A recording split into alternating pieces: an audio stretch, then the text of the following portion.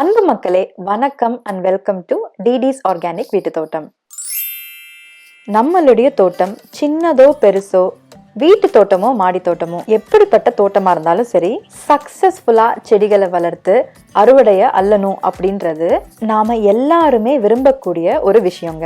முக்கியமா புதுசா தோட்டம் தொடங்கியவர்களுக்கு ஈஸியா அறுவடை எடுக்கிற மாதிரியான ஒரு செடியை வளர்க்கும் போது மற்ற செடிகளையும் வளர்க்கணும் அப்படின்ற உற்சாகம் ஆட்டோமேட்டிக்கா வருங்க. அப்படி ஈஸியாக நம்ம எல்லாமே வளர்க்கக்கூடிய அந்த செடி என்ன, அதை எப்படி வளர்க்குறது அப்படின்னு இந்த வீடியோவில் சூப்பராக பார்க்கலாம் வாங்க. நம்மளோட உடலில் இருக்க நச்சுத்தன்மையை ஈஸியாக நீக்கி மூளையை ஆரோக்கியமாக செயல்பட வைக்கிற வெள்ளரிக்காய் வளர்ப்பு பற்றி தாங்க இந்த வீடியோவில் பார்க்க போகிறோம்.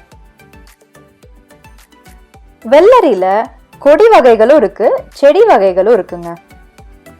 உங்க தோட்டத்துல இருக்க இடவசதியை பொறுத்து நீங்க கொடி வெரைட்டியை வளர்க்கலாமா இல்ல செடி வெரைட்டியை வளர்க்கலாமா அப்படின்னு முடிவு பண்ணிட்டு அப்புறமா அதற்கு தகுந்த போல நீங்க விதைகளை வாங்குங்க.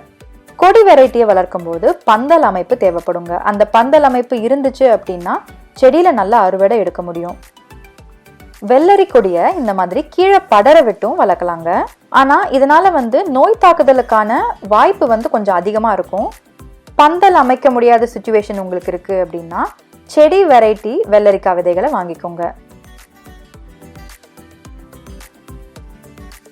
விதைகளை விதைக்கிறதுக்கு முன் ஒரு சில விதைகளை நம்ம தயார் செய்யறது சீக்கிரமா அந்த விதைகள் முளைச்சு வர்றதுக்கு உதவுங்க. நம்ம சேனல்ல பீர்க்கங்காய், பாவக்காய், சுரக்காய் இந்த மாதிரி பல விதைகளை எப்படி நம்ம சீக்கிரமா முளைக்க வைக்கிறது அப்படின்ற ட்ரிக்ஸ் எல்லாம் பார்த்தோம் இல்லையா? அதை நம்ம சேனல் வியூஸ் சூப்பராக ஃபாலோ பண்ணி சீக்கிரமாக விதை முளைச்சதுன்னு சொன்னீங்கல்ல. இதே மெத்தடை நம்ம வெள்ளரி விதைகளுக்கும் பயன்படுத்தலாமா அப்படின்ற கேள்வி உங்களுக்கு இருக்கும். நிச்சயமாக பயன்படுத்தலாங்க. அந்த வீடியோஸை பார்க்கணும் அப்படின்னா உங்களுக்கு டிஸ்கிரிப்ஷன்லேயும் கமெண்ட்ஸ்லேயும் உங்களுக்கு லிங்க் கொடுக்குறேன். நியூ வியூவர்ஸ் பார்த்துக்கோங்க.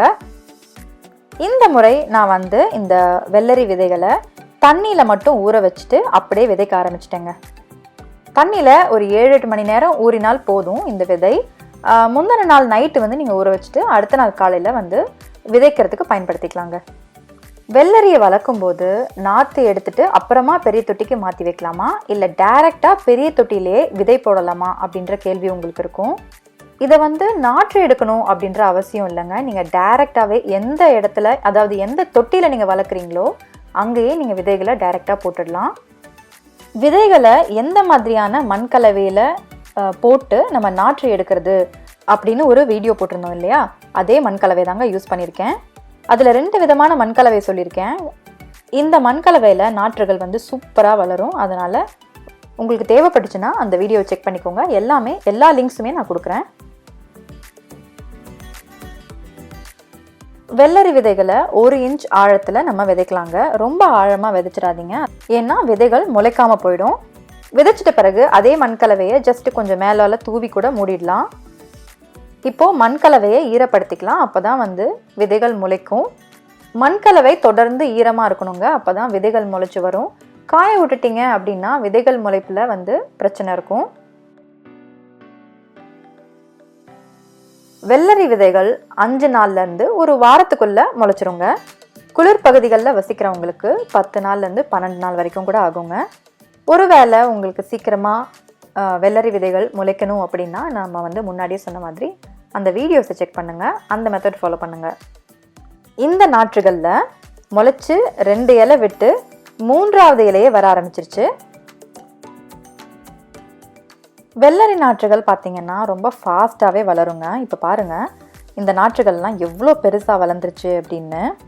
வெள்ளரி விதை வச்சுருக்கீங்க, ஒருவேளை அது செடியா இல்லை கொடியா அப்படின்னு தெரியல அப்படின்னா விதைச்சிடுங்க. விதைச்சிட்ட பிறகு வளர்றதை பார்க்கும் போதே நமக்கு தெரியும். இதில் பாருங்கள், நல்லா கொடி மாதிரி வளர்ந்துட்டுருக்கு. ஸோ இதை வச்சே நம்ம என்ன மாதிரியான வெரைட்டி அப்படின்னு கண்டுபிடிச்சிடலாங்க. வெள்ளரியோட ஸ்பெஷாலிட்டி என்னென்னு பார்த்தீங்கன்னா சீக்கிரமாக பூ வைக்கலாம் ஆரம்பிச்சிடும். இந்த கொடி சின்னதாக தான் இருக்குது, இருந்தாலும் இப்போவே பூ வைக்க ஆரம்பிச்சிருச்சு பாருங்கள். முதல்ல பார்த்தீங்கன்னா ஆண் பூ தான் வரும். விதை போட்டு கிட்டத்தட்ட ஒரு 30லேருந்து 40 நாள் கழித்து நீங்கள் நிறைய ஆண் பூக்கள் வைக்கிறத பார்ப்பீங்க. பெண் பூக்கள் இனிமே தாங்க வைக்கும். அதனால் இந்த சமயத்தில் பெண் பூக்கள் இல்லையே, ஆண் பூக்கள் மட்டும்தான் பூத்துட்ருக்கு அப்படின்றத ஒரு பெரிய விஷயமா எடுத்துக்க வேண்டாங்க. ஒரு சில நாட்கள் கழித்து பார்த்தீங்கன்னா பெண் பூக்களும் வர ஆரம்பிச்சிருங்க. ஒருவேளை நீங்க என்ன மாதிரி நாற்று எடுத்து அதுக்கப்புறமா தான் பெரிய தொட்டிக்கு மாத்த போறீங்க அப்படின்னா ஆண் பூலாம் வரும்போதே வந்து பெரிய தொட்டிக்கு மாத்தி வச்சிருங்க. வெள்ளரியில ஆண் பூ எப்படி இருக்கும், பெண் பூ எப்படி இருக்கும் அப்படின்னு பார்க்கலாம். பெண் பூ எப்படி இருக்கும்னு பார்த்தீங்கன்னா ஒரு பூக்கு பின்னாடி வெள்ளரி பிஞ்சு சின்னதா இருக்க மாதிரி இருக்கும். அது வந்து பெண் பூ. ஆண் பூல வெறும் பூ மட்டும்தாங்க இருக்கும். அதுக்கு கீழே வந்து வெள்ளரி பிஞ்சு இருக்காது. இதை வச்சே தெரிஞ்சுக்கலாங்க.